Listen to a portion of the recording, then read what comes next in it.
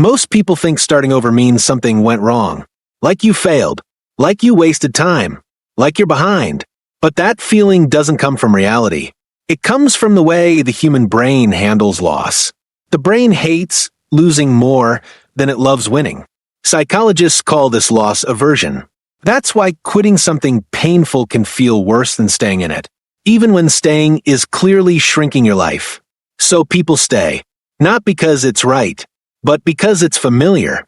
And familiarity feels safe to the brain, even when it's quietly exhausting you. Here's something most people don't realize. Starting over doesn't mean you failed. It usually means your brain has finally received new information. Because biologically, your brain isn't designed to stay loyal to the past. It's designed to adapt. Your brain is constantly rewiring itself. Every thought you repeat, every habit you practice, every action you take.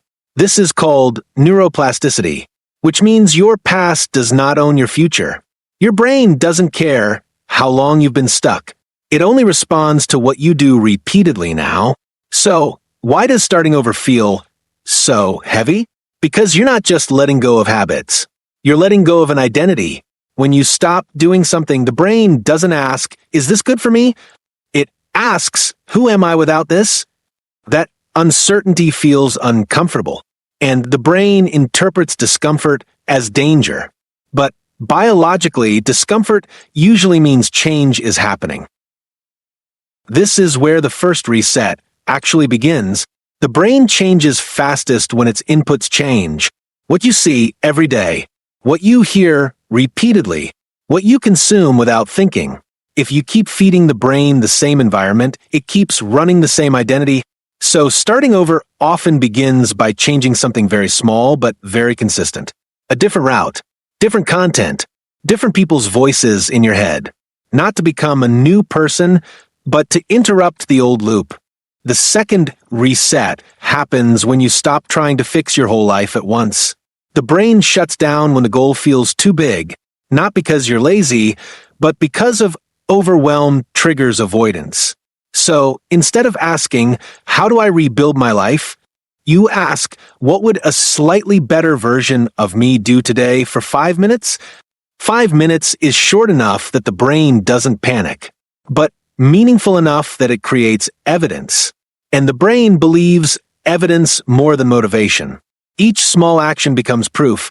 Oh, this is who we're becoming. That's how identity quietly shifts.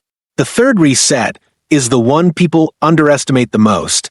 You stop trying to rely on willpower, and you start designing friction.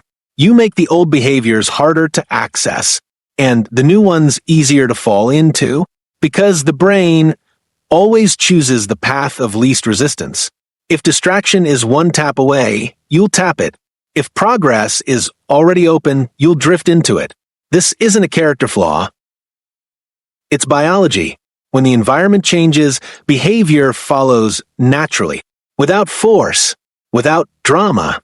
This is why starting over rarely looks dramatic. It's quiet. It's subtle. Almost boring. No announcements. No reinvention speeches. No, this time everything changes energy, just repeated small signals to the brain. This is who we are now. And the fear of being too late? That's just the brain exaggerating time under stress. Change doesn't care about age. It cares about repetition. As C.S. Lewis said, you are never too old to set another goal or dream a new dream. And the deeper truth is this: there is no too late in destiny. Only the moment you stop updating your life. Starting over isn't weakness. It's biological intelligence. Your brain is built for resets. You're not broken. You're updating.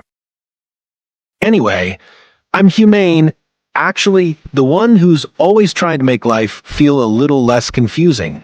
I'm currently collecting donations in the form of subscribes to fund the next video. Thank you.